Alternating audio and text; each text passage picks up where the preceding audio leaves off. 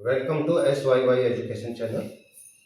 हमारी जो मैथमेटिक्स की जो क्लास 9 की प्रैक्टिस सेट्स की जो सीरीज चल रही है उसमें अगले वीडियो के साथ इन क्वेश्चंस को आप प्रैक्टिस करिए और अच्छी समझ के साथ करिए हमारे साथ, ताकि आपको ज़्यादा से ज़्यादा एग्जाम के पॉइंट ऑफ व्यू से फायदा हो। आइए ये क्वेश्चन समझते हैं और इसका सॉल्यूशन करते हैं। If one diagonal of a rhombus is 5 times, पहले तो ये देखते जाओ क्या चीज है। एक डायगोनल दिया गया है, रोम्बस है, is 5 times than the other diagonal. तो रोम्बस के दो डायगोनल हैं, उसमें एक डायगोनल मान लीजिए x सेंटीमीटर है तो दूसरा 5x सेंटीमीटर,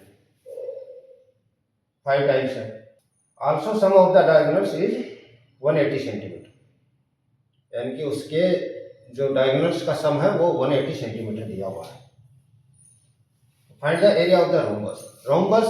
तो यहाँ पर सबसे पहले इस क्वेश्चन को करने से पहले अप्रोच देखिए, सारी बातें क्लियर कर ली। रोम्बस क्या होती है? रोम्बस जिसकी 4 साइड्स होती है और चारों साइड इक्वल होती है। एक जो फिगर होता है इस टाइप का, मुझे इसका सॉल्यूशन, जैसे ये एक रोम्बस दे दी, रोम्बस इस तरह से ABCD,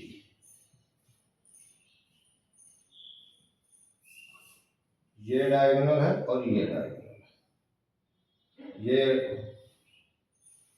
जो BD डायगोनल है और AC डायगोनल है। तो इसमें BD डायगोनल का AC डायगोनल 4 गुना है। तो लेट D1 और D2 इसके डायगोनल मान लीजिए।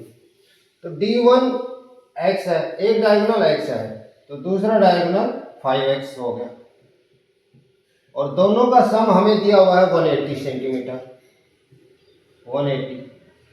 तो ये 6x इज इक्वल टू 180 और x इज इक्वल टू ये 30 सेंटीमीटर आ जाएगा। 180/6 30 सेंटीमीटर आ जाएगा एक डायगोनल। तो दूसरा डायगोनल 5 टाइम्स है, तो D1 आ गया 30 और D2 हो गया 150। अब देखिए क्वेश्चन यहीं पर हमारा बन गया है, सॉल्व हो गया है एक तरह से। अब देखिए area of rhombus. Area of rhombus क्या होता है? 1/2 area of rhombus. Area of rhombus formula लगा दीजिए, 1/2 डायगोनल D1 इंटू D2, ये हो जाएगा 1/2 D1 30 इंटू D2 150। इसको कैंसिल आउट करेंगे, 15 225, यानी 2250 centimetre square. Area of rhombus हो जाएगा 2250 सेंटीमीटर स्क्वायर। इसी प्रकार से आप आगे क्वेश्चंस की प्रैक्टिस करिए, और इसमें अगला क्वेश्चन करते हैं हम। आप इन वीडियोस को पूरा देखें, तभी आपको ज़्यादा फायदा होगा। अब अगला क्वेश्चन भी मैं इसमें कर रहा हूं, आप देखिए। प्रैक्टिस सेट का नेक्स्ट क्वेश्चन है, if one of angle of the base is 15 degree less than angle of vertex of an isosceles triangle, then find the angle at each base. इसका सॉल्यूशन है, ये करते हैं। हमें दिया हुआ है एक आइसोसेलेस ट्रायंगल जिसकी दो साइड इक्वल है,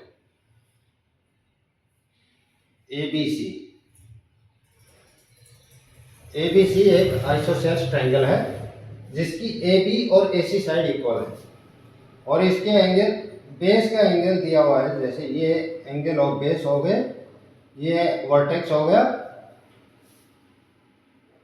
if one of the angle of the base is 15 degree less than angle of vertex, यानी कि ये 15 डिग्री, ये एंगल अगर मान लो x डिग्री है तो ये है x + 15, यानी इस वर्टेक्स से इसका बेस का ये एंगल 15 डिग्री कम है, लेस है।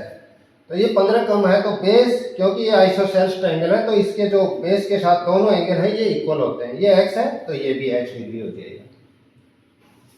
अब क्योंकि जो एक कोई भी ट्रायंगल है उसके तीनों जो एंगल्स होते हैं उनका सम 180 डिग्री होता है। Therefore x plus x plus x plus 15 is equal to 180 degree.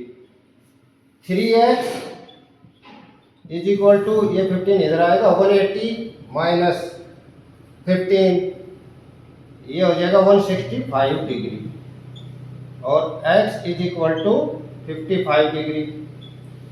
तो देयरफॉर ये एंगल 55 डिग्री हो गया, ये भी 55 डिग्री हो गया, और ये हो जाएगा 70 डिग्री।